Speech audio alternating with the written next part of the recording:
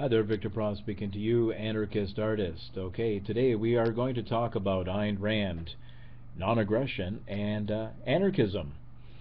And basically, I do understand, of course, that with Ayn Rand, there's a lot of anarchists who are very hostile towards her because of her negative things that she has to say about anarchism. I acknowledge all of that, but I do want to make the point clear in this video that we are greatly indebted to Ayn Rand, just as much as many people are indebted to Ron Paul for having shaped this movement in its current incarnation, the anarcho-capitalism, which has sprung from the intellectual sweaty brow of Murray Rothbard.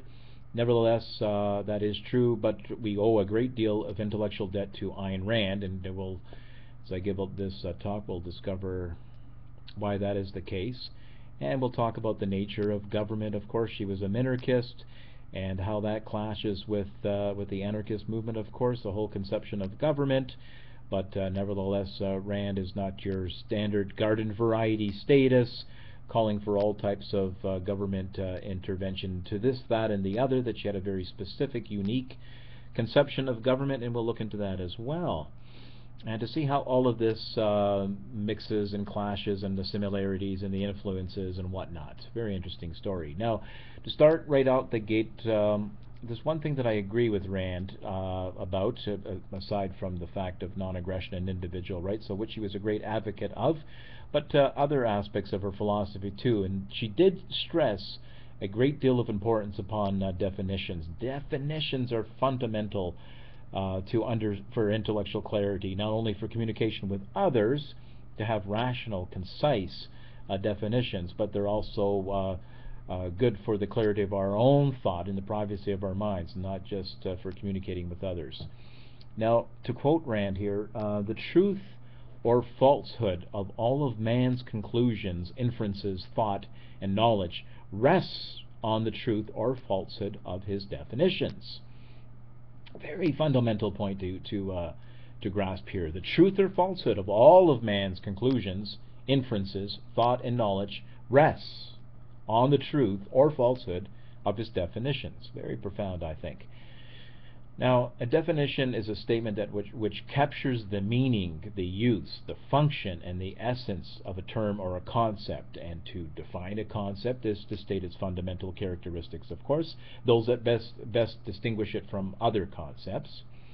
For example, would it be an accurate and precise way to define the concept of horse in the following way?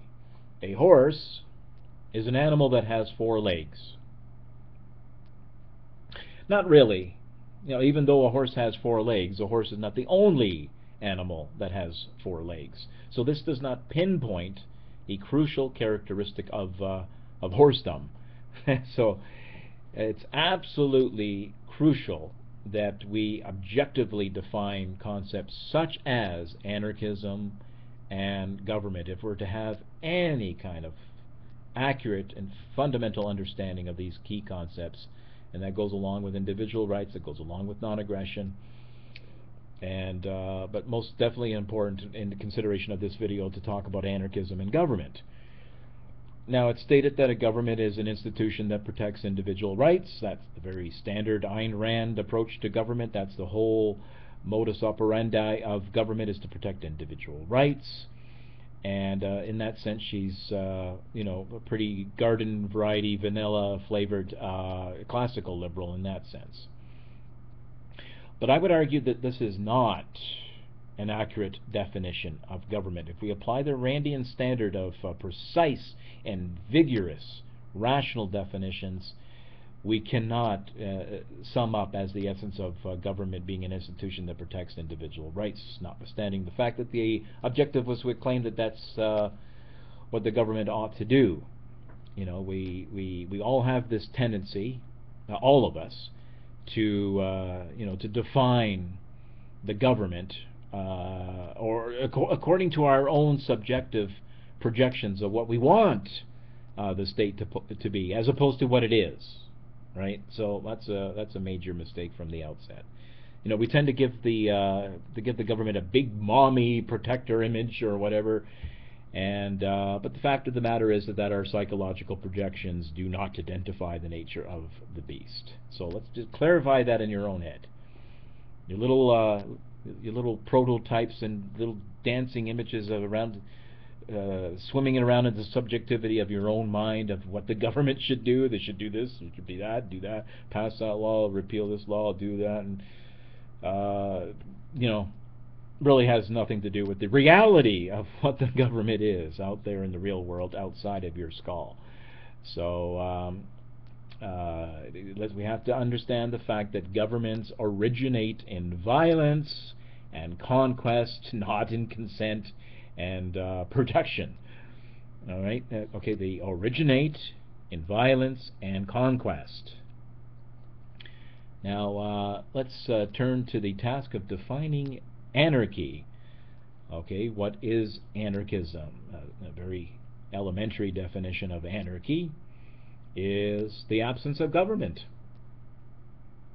The absence of government, a very basic, definition. But why the absence of government? That's what brings us into the juicy nugget of anarchist philosophy. Is not just to take a descriptive part of the definition, the absence of government, but why? Why? And here we are introduced to a normative standard. If we dig a little bit deeper, we can expand the definition of anarchism as opposition to an institution that claims the moral authority to initiate the use of physical force against others. So we've rather expanded the essence of the definition of anarchism to a normative standard. But more descriptively, of course, anarchy simply means without rulers, not without rules, but without rulers. And the word anarchy is from the Greek prefix a, or an, meaning not, the absence of, the lack of. Anarchy means leader or form of government, such as monarchy, oligarchy. You get the idea. So now the type of rulers that anarchists oppose are violent rulers. We get back to the normative standard here. Anarchy means the absence of rulers. Without rulers, and why without rulers is because they're violent rulers. That's why. That's the type of governments. Now, that's why anarchists oppose government, because of the violence behind it. Now, anarchism is a political philosophy that advocates stateless societies calling for voluntary institutions. Stateless societies, very descriptive, but calling for voluntary institutions. Voluntary has a great moral imprimatur upon it. There's a normative standard here. So the crucial fundamental ethic in question is the non-aggression principle. It's the backbone of civilized society. It's not an anarchist dictum, by the way. So non-aggression is not some optional anarchist doctrine. Basically, it's just the backbone of civilization. Now, the voluntarism and the ethics of consent, that is definitely the backbone not only of anarchist philosophy, but of society, as I've argued. Many classical liberals have tried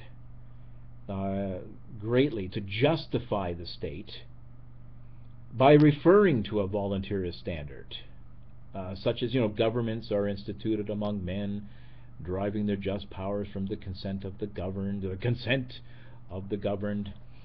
And this is where you have basic social contract theories, or the famously declared government of the people, for the people, and so we can see that there is a concerted effort here to give the veneer of consensual association. It sounds all really warm and fuzzy, but it's bullshit, of course, right? So social contract theories are especially bullshit. I mean, we have to ask, what form does this consent take? Verbal, written, explicit, or implicit? And given the composition of society, which is constantly changing, going to births and deaths and international migration. I mean, how often must the rulers confirm that they retain the consent of the governed, right? So of course it's nonsense. You know, it's a social fiction. You know, the social contract. Ooh, little ghosts hovering in the air. So you know, and besides, you know, contract. You know, a valid contract requires voluntary offer, acceptance, and consideration. And I've never received an offer from my ruler, so I certainly have not accepted one.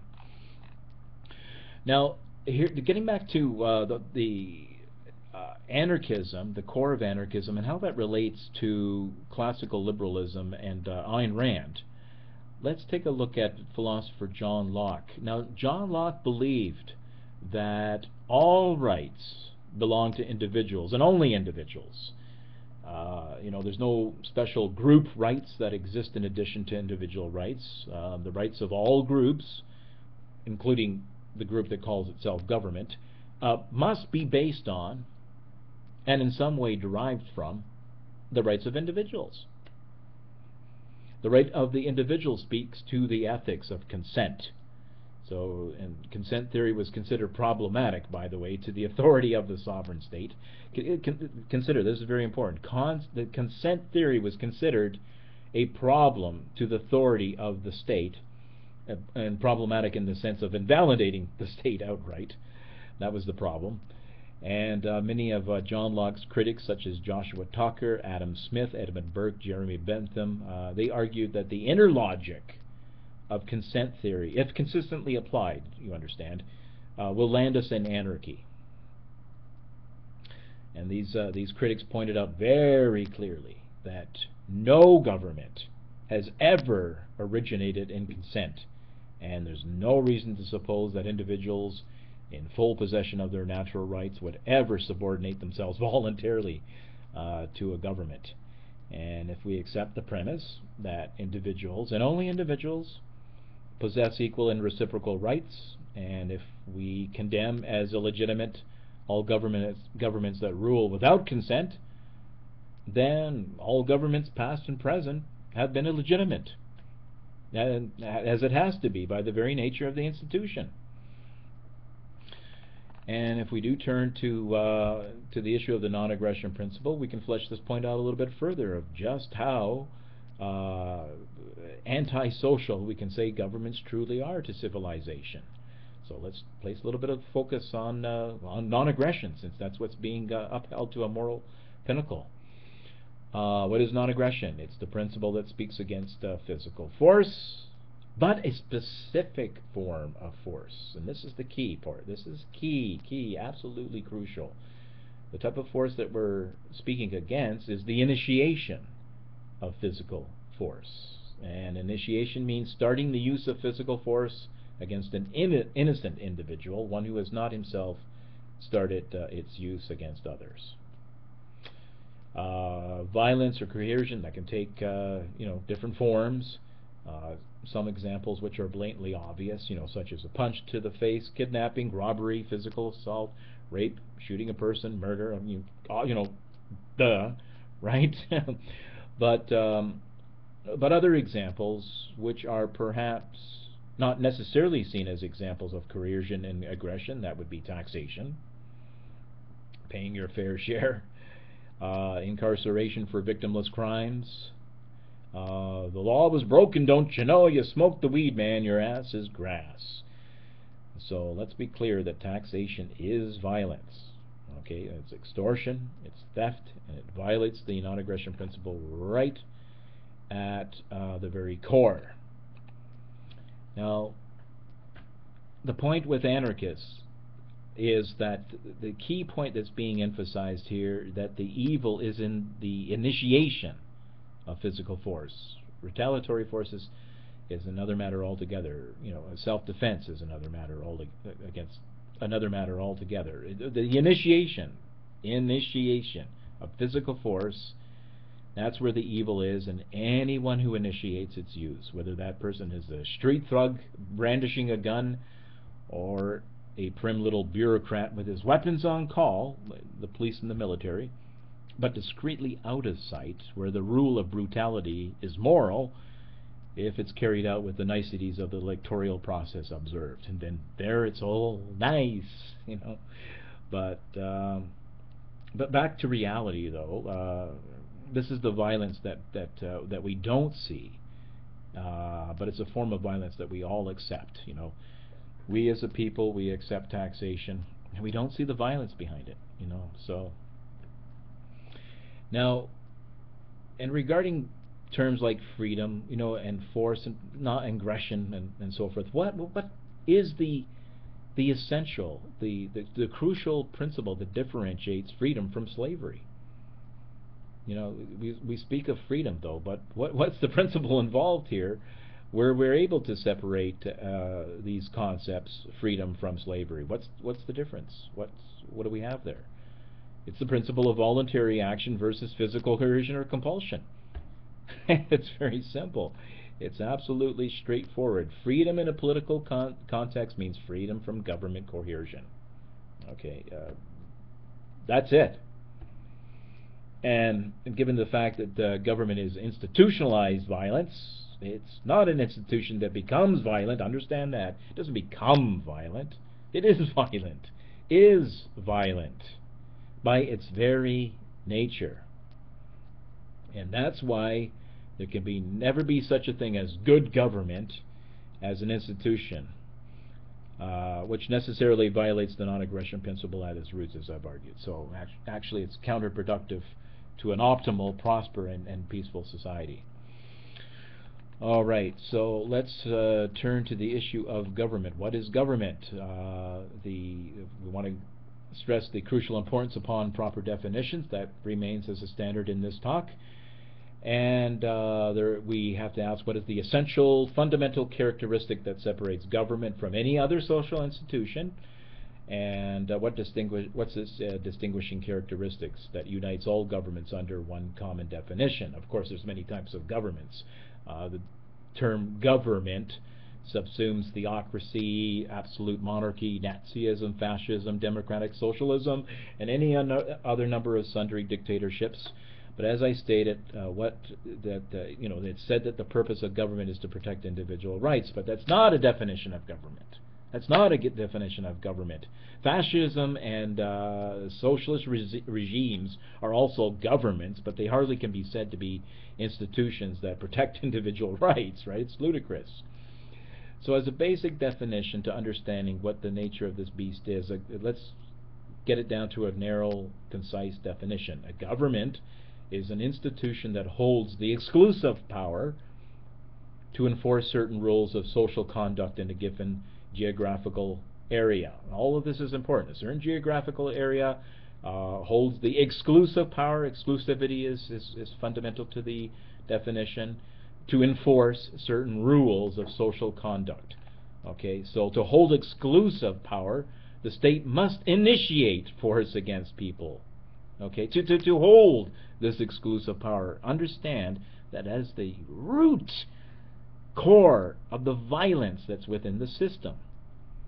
To hold this exclusive power, the state must initiate force against people, thus violating individual rights and the non-aggression principle. If the initiation of force is not a part of the equation, it's not a government. That's not a controversial statement. You know, Ayn Rand, the arch advocate of a constitutional republic, will tell you that government is force. Barack Obama will tell you that government is force. George Washington will tell you that government is force. Government is not reason, it is not eloquent, it's force. Yes, that's right. He was right about that. So now, just to stop here, I will continue this talk in the next video. We'll continue to examine Ayn Rand's unique conception of government and weigh that all up against what we've covered so far in this video. And then we will establish her key points of what a government is all about and what it's for. And then we'll see if that is indeed compatible with the non-aggression principle and individual rights. I just want to make these videos nice, tasty little digestible nuggets of conceptual consideration, so I don't want to overwhelm the viewer. But I'll leave it what I've said so far right now, and do please subscribe to my channel. Spread this video around for the people who are interested in this type of subject. I thank you for speaking with me or listening to me right now. In the meantime, this is Victor Pross signing out, Anarchist Artist. Pop goes the culture.